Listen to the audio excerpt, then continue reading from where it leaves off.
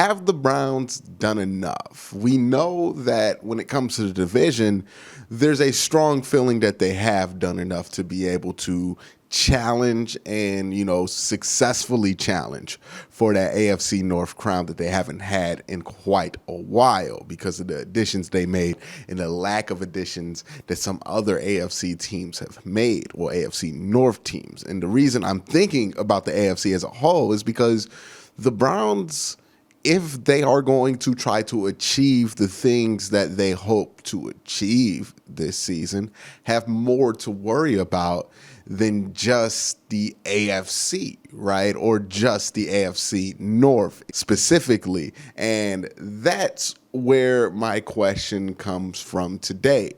Have the Browns done enough compared to the other heavy hitters in the AFC? I'm talking about Baltimore, who is in the division, Buffalo, who's not in the division, obviously, and Kansas City. Have they done enough to be able to get past those teams that were in the Final Four of the AFC last season?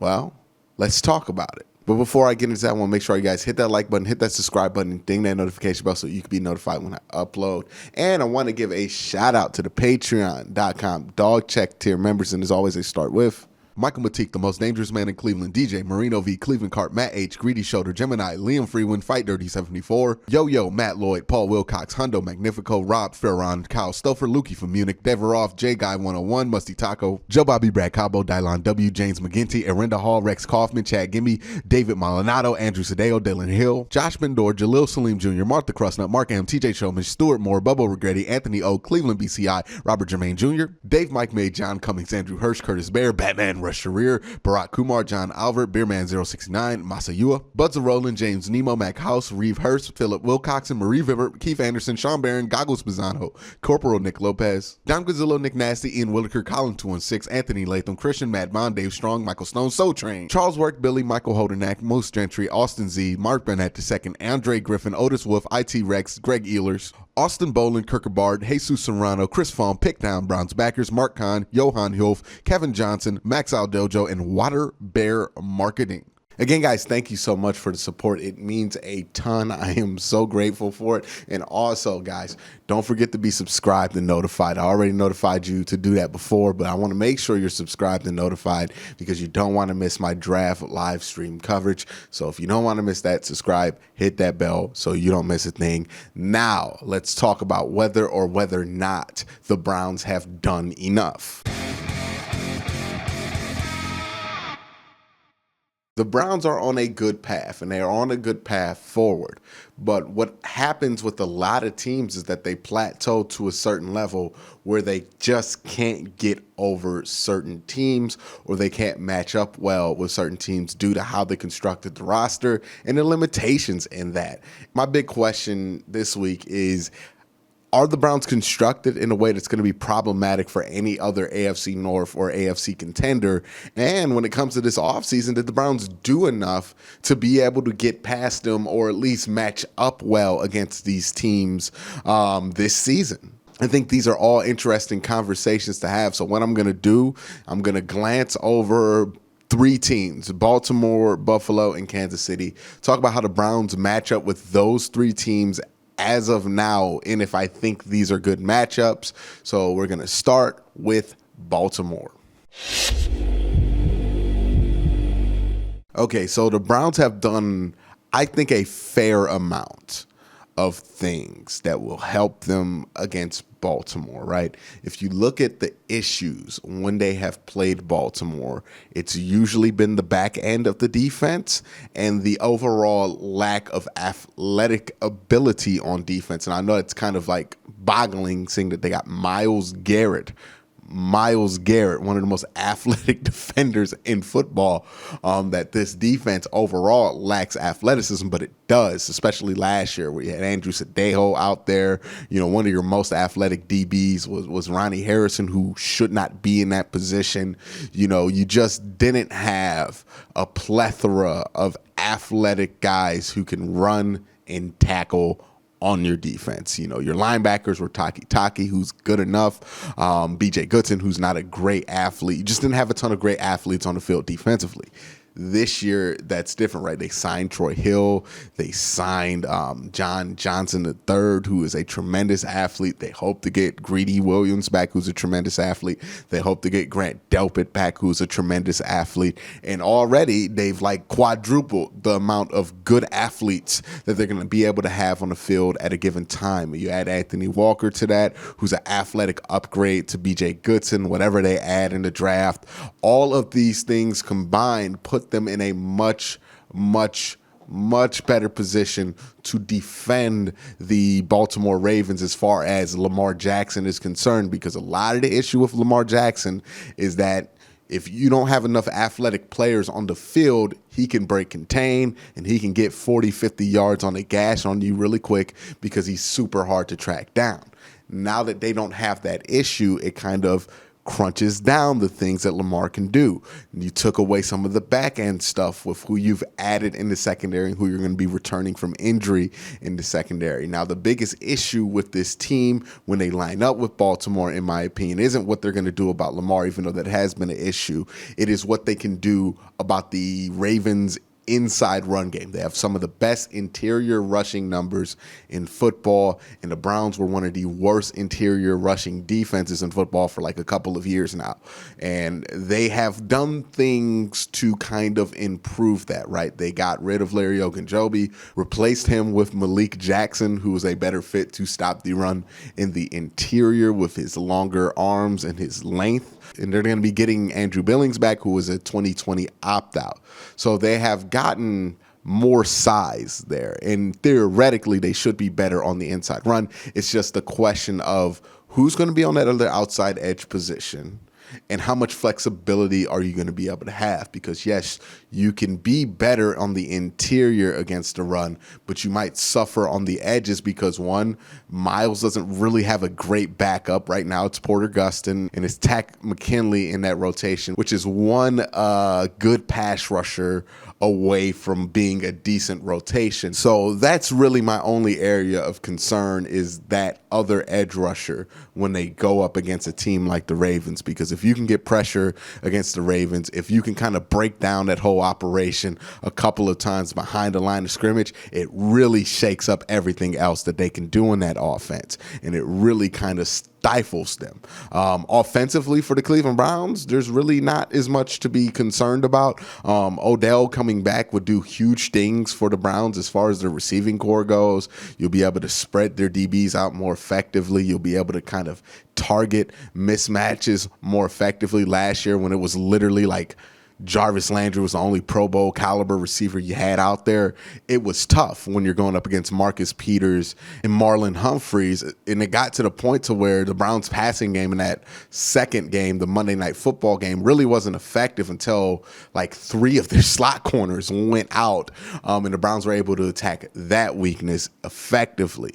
Now you're not going to have to hope that the Ravens have a bunch of injuries in the secondary to be able to attack them effectively. What you're going to be able to do is be able to bring out Odell, be able to bring out Jarvis. That's going to occupy the 2 top corners, and then you can have Rashard Higgins running around there. Then you can have your tight ends running around there and take advantage of those mismatches. Or you can line up Jarvis and Odell in different places to take advantage of where players are going to line up for Baltimore. So offensively, I think they're in a good spot. Defensively, they have one hole they need to fill, but I feel like they've done a good amount there that I would expect them to match up well with Baltimore. Now let's talk about Buffalo.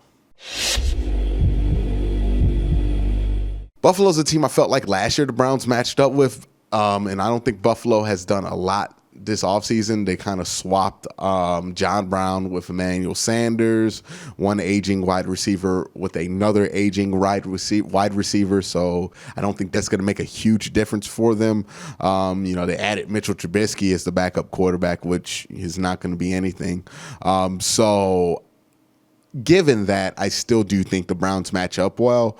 Miles is one of the few defensive ends out there who's big enough, athletic enough, strong enough, and fast enough to be able to get his hands effectively on Josh Allen and be able to force some turnovers if he does. Stephon Diggs is really good, but if the Browns have Denzel Ward, I'm not as concerned about that whole situation. Again, you got Troy Hill in the slot, so if they do try to move him around, you have a sufficient sufficient answer for Stephon Diggs. The Browns on paper, defensively and offensively, they're just equipped well to attack what the Bills don't do well. They have a great pass rusher who has the rare size speed combination that their quarterback has, which can be an issue for Buffalo. They have athletic and smart safeties who can adjust when the play breaks down, and that's going to be a huge deal when you're playing a team like Buffalo because they thrive when the play breaks down. Offensively, the Bills don't really present a ton of problems for this Browns offense. Yes, they have some very good corners, they have some very good safeties, and they have a couple of decent linebackers, but they don't really have anybody who presents that big of an issue, especially when you're talking about putting Odell Jarvis out there with the combination of Chubb and Hunt and returning one of the better offensive lines in football. And the fact that the run game, stopping the run, was a little bit of an issue for Buffalo last year is going to be something that's going to be a weakness for them and something that the Browns can really take advantage of. Again, this is why the Browns being so versatile and so adaptable with how many weapons they have on offense is so critical, because if you just went up against Buffalo and all you had was wide receivers, you're not going to match up well and it might not go well. But since they have that ability to adapt where they can go, hey, we're loaded at wide receiver, we can also run it down your throat with the best rushing duo in football, it really helps them be a great matchup against whoever they play against offensively. So I do think that they match up well with Buffalo. I don't think that's a common opinion. I don't think a lot of people thought that the Browns matched up well with Buffalo. I certainly did last year. So let's talk about a team that the Browns did play it out against last year, and that's Kansas City. So defensively, have the Browns done enough to slow down the Kansas City Chiefs, right? Because you're not shutting down the Kansas City Chiefs, but you can slow them down, force some punts, limit possession. And I think what they did in the back end is certainly sufficient, right? You're talking about a team that doesn't have a great offensive line, so maybe you might not need the amount of depth that I want them to have against the Kansas City Chiefs to be able to get an effective pass rush. But as long as you have solid play in your secondary, especially in your back end, you can hold up long enough for Miles to get there. And that's a huge thing, especially against the Chiefs, right? Because that was nightmarish. The ability for Tyreek Hill to be able to get open, the ability for them to simply scheme up Travis Kelce to be covered by Andrew Sedale, and we knew that there was no chance that Travis Kelce was going to be covered. Now they have a chance there, right? Both the safeties, or all three of the safeties, if they put three out there, I feel like are much better, tight end coverers than Andrew Sedale was. Yes, there will be points if Andrew Sedale returns. He will be out there and they might be able to take advantage, but he's not going to be taking the ridiculous amount of snaps that he took last year. Again, you would love to have that strong pass rush to really attack that offensive line that the Chiefs don't really have right now, but you can live without it, right? The big thing when you play the Chiefs is that you can hold up in the back end consistently. And that's what the Browns have. They can hold up in the back end consistently. They did a really good job addressing that weakness. Now, when we go to offense, that's a very interesting question, because the question isn't, can the Browns put up points on the Kansas City Chiefs? They obviously can't. They were able to put up points against the Kansas City Chiefs when they played them in the divisional round last year. So you would think they would be able to put up points against the Kansas City Chiefs this year, especially when they have Odell back. That's not the question. The question is, will Odell being back for this offense have the same, or have an impact that will make this Browns offense take a leap from being very good and able to put up a lot of points to as explosive and have that quick strike ability to match the Kansas City Chiefs? If the Browns needed to, if they got in a shootout with the Kansas City Chiefs, does Odell being there give them the same amount of chance to win as it does with Kansas City? Because last year that wasn't the case. You did not want to get into a shootout with Kansas City because you knew Kansas City could score much faster and more efficiently than you could.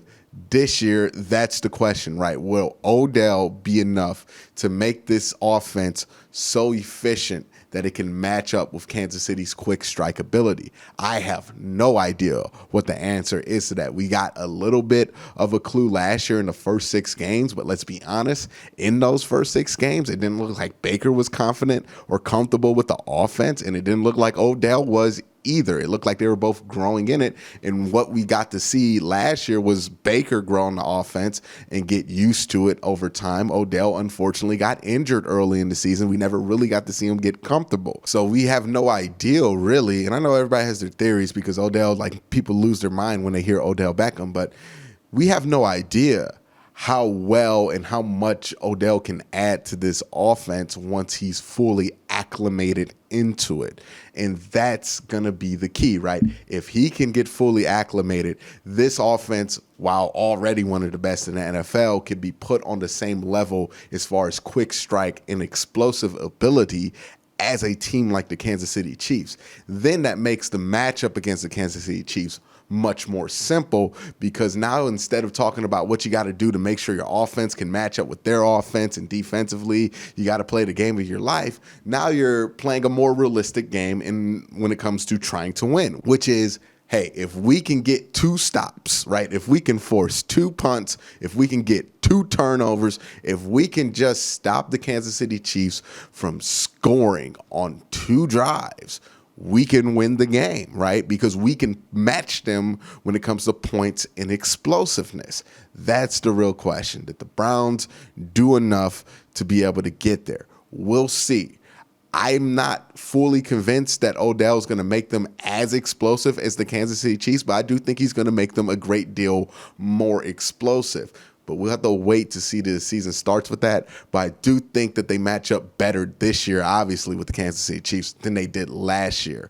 But that's my thoughts on how the Browns match up with the main 3 contenders in the AFC. Let me know your thoughts down in the comment section below. Again, guys, thank you for watching. Have a great day. Have a good night.